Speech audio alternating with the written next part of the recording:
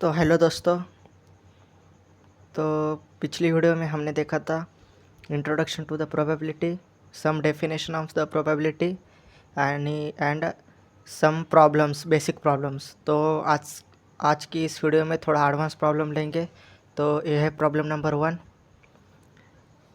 इस प्रॉब्लम में क्या कहा है? अ फेयर कॉइन, मतलब एक कॉइन है जो टॉस किया है 4 टाइम्स, और हमको क्या निकालना है? Sample space corresponding of the random experiment. मतलब हमें निकालना है sample space also we can find, मतलब इसकी प्रोबेबिलिटी और इसकी भी निकालनी है।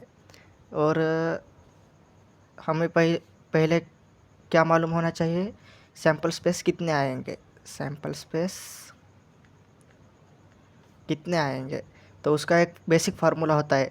मतलब हमने कॉइन लिया है, उसकी प्रोबेबिलिटी क्या होती है? उसके आउटकम के ज़्यादा से ज़्यादा कितने आउटकम आते हैं? 2, और वो कितने हैं? 4। तो हम 2/4 लिखेंगे। और उसके लिए वो डिफाइन करने के लिए फिर सैम्पल स्पेस क्या हमारा 16 आया। तो ये रहा हमारा सैम्पल स्पेस। और कॉइन हमने टॉस की है तो उसकी प्रोबेबिलिटी क्या आ सकती है? 4 टाइम्स किया है तो हेड 4 बार आ सकता है, टेल 4 बार आ सकता है। तो इस तरह प्रोबेबिलिटी आ सकती है। मैंने पहले ही डिफाइन करके रखी है, आप देख लीजिए। तो पहले क्या, जब 4 कॉइन टॉस करेंगे तो सारे हेड आ सकते हैं। जब 4 कॉइन टॉस करेंगे तो एक टेल आ सकता है। एक टेल आ सकता है, उसी टेल को हम मतलब ऐसे लिख सकते हैं सब। ये कितने हो गए? 1 2 3 4 5 6 7 8 9 10 11 12 13 14 15 16। तो हमारे पास आ गए सैम्पल स्पेस 16। तो हमने फर्स्ट कैलकुलेट कर लिया, जो कि हमें कैलकुलेट करना था सैम्पल स्पेस। तो सेकंड क्या कैलकुलेट करना है? ये हो गया फर्स्ट सैम्पल स्पेस। अब सेकंड क्या करना है? मोर हेड्स दैन टेल्स, मोर हेड्स दैन टेल्स ऑब्टेन्ड। ये कैलकुलेट करना है। इसकी हमें क्या निकालनी है? प्रोबेबिलिटी निकालनी है। हमारे पास प्रोबेबिलिटी का फार्मूला क्या है? P of A is equal to number of favourable cases, number of favourable cases upon number of total outcomes. क्या है? Total outcomes. हमें क्या निकालना है? More heads than tails. हमें इसका भी सैम्पल स्पेस डिफाइन करना पड़ेगा। तो इसका सैम्पल स्पेस क्या आएगा? हमें क्या डिफाइन करने के लिए कहा है? टेल से ज़्यादा हेड होने चाहिए। तो उतने कितने हैं? 4H। इसमें एक भी टेल नहीं है, H ज़्यादा है, इसमें हेड ज़्यादा है। बात दूसरा HT, तीसरा HHTH, चौथा HTHH, पांचवा THHH। तो इतने ही हमारे पास। इसमें 2 है, इसमें 2 है, इसमें 2 है, इसमें 2 है, इसमें 2 है, और बाकी सब टेल्स ज़्यादा है। तो नंबर ऑफ़ फेवरेबल केसेस ये है हमारे। तो नंबर ऑफ़ फेवरेबल केसेस कितने हैं हमारे? 5 आए। और टोटल आउटकम कितने हैं हमारे? टोटल 16 है। तो ये वैल्यू हम क्या करेंगे? इस फार्मूले में पुट करेंगे।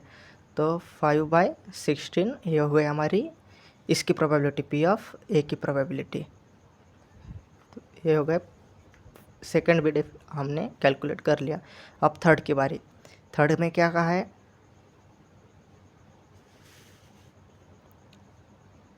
Tales occur an even number tosses. इसकी क्या निकालनी है? हमें प्रोबेबिलिटी निकालनी है। तो सेम प्रोबेबिलिटी का फार्मूला क्या है हमारे पास? Number of favourable cases of FAV cases, short form में लिख रहा हूँ, आप समझ के लीजिए। Total outcomes. इसका भी सैम्पल स्पेस हमें लिखना पड़ेगा। सैम्पल स्पेस क्या है इसमें कि हमें यहाँ से सैम्पल स्पेस सबके लिए लिखना है। तो इसका सैम्पल स्पेस क्या लिखेंगे? इस क्वेश्चन में क्या कहा है हमने हमारे कि टेल्स जो है वो इवन पोजीशन पे होना चाहिए। मतलब कि 2 और 4 इन दोनों पोजीशन में होना चाहिए, क्योंकि हमें 4 ही कॉइन टॉस किए हैं तो हमारे पास टोटल आउटकम उतने ही है, क्योंकि ऐसे 4 ही आते हैं। तो ऐसे ही सैम्पल स्पेसेस क्या है हमारे पास? इसकी tails occurs an even number की क्या है, ये एक है एच एच टी, दूसरी कौन सी है एच टी एच एच, तीसरी क्या है एच एच टी टी। हमें सिर्फ देखना है टी इवन पे है या ऑड पे है। सिर्फ इवन पे है तो हमें लेना है, कुछ भी हो कितने भी टी आने चाहिए, उसका कोई मतलब ये नहीं होता। तो ये भी है, ये भी है, ये भी है,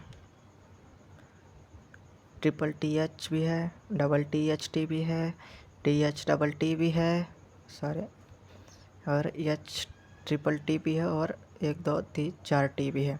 तो कितने हैं हमारे पास number of samples, 1 2 3 4 5 6 7 8 9 10 11 12।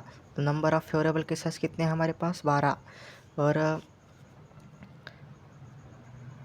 Total outcome कितने हमारे पास, आउटकम कितने हैं 16 है। तो formula number of probability of B मतलब क्या, tails occurs an even number पे इसकी प्रोबेबिलिटी निकालनी। प्रोबेबिलिटी ऑफ बी क्या है, नंबर ऑफ फेवरेबल केसेस कितने हैं हमारे पास 12 है, और डिवाइडेड बाय टोटल आउटकम कितने हमारे पास 16 है। तो इस 4 से डिवाइड करेंगे, 4 1 ज़ार 4, 4 2 ज़ार 4, 4 3 ज़ार 12, 4 4 ज़ार 16, 3/4। ये हो गई हमारी पी ऑफ बी की प्रोबेबिलिटी 3/4। तो हमने ऐसे तीनों भी कैलकुलेट कर लिए। तो फर्स्ट हमने क्या किया, क्वेश्चन को समझ के लिया, उसमें क्या निकालना था हमें, डिफाइन सैम्पल स्पेसेस निकालने थे, और more heads than obtain tails ये भी निकालना था, tails occurs an even number of tosses ये भी निकालना था। उसमें हमने सैम्पल स्पेस का फार्मूला लिखा, वो क्या होता है, जितने जो कॉइन और डाइस होगा, इसमें जो डाइस होगा तो 6, 2 डाइस हो गए तो 6:2 ऐसा आएगा। तो कॉइन में सिर्फ 2 आउटकम होते हैं, 2 आउटकम होते हैं। कितने हमने कॉइन लिए हैं, 4 टाइम टॉस किया है, मतलब 4 कॉइन लिए हैं। तो 2:4 कितना आया, 2:4, 2 × 2 × 2 × 2 कितना आया, 16 आया।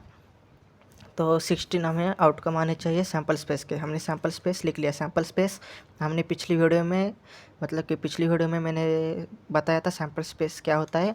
ये होता है टोटल आउटकम का set of total outcome of random experiment, ये होता है। तो हमने रैंडम एक्सपेरिमेंट की सेट लिखा है, सेट मतलब करली ब्रैकेट के अंदर लिखना है। और हमने बाद में कैलकुलेट क्या किया, P more than heads than tails. उसमें हमें पता है कि मैंने पिछली वीडियो में बताया था प्रोबेबिलिटी ए का फार्मूला, मतलब किसी भी प्रोबेबिलिटी का फार्मूला क्या होता है। तो उसमें क्या आता है, number of favourable cases total outcomes ये आता है। और सैम्पल स्पेसेस क्या है, कितने आए, 1 2 सैम्पल स्पेसेस मतलब इसका favourable cases, sorry favourable cases is equal to sample space is equal to, तो 5 आए favourable cases 5, total outcome 16। Probability के फार्मूले में डाला, 5/16 आया। बाद में हमें क्या निकालना था, टेल क्या होना चाहिए, टेल जो होना चाहिए पोजीशन क्या होनी चाहिए उसकी, इवन होनी चाहिए, इवन।